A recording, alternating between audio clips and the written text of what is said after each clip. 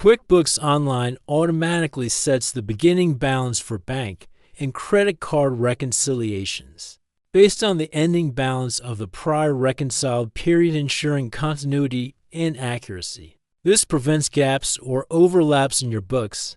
How it works. First, reconciliation.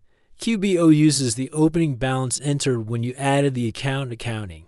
Chart of accounts, add bank balance on start date, or if no opening balance, it defaults to $0. Subsequent reconciliations. The beginning balance equals ending balance from the last successful reconciliation. Found in Accounting, Reconcile, select Account. Beginning balance field grayed out. Autofilled.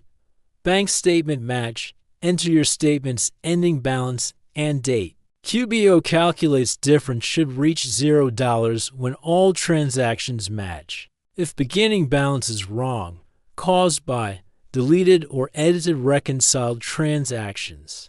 Wrong prior ending balance, fix, account view, accountant toolbox, reconcile, history by account, undo last recon. Manual, unreconciled transactions one by one register. Click R, blank.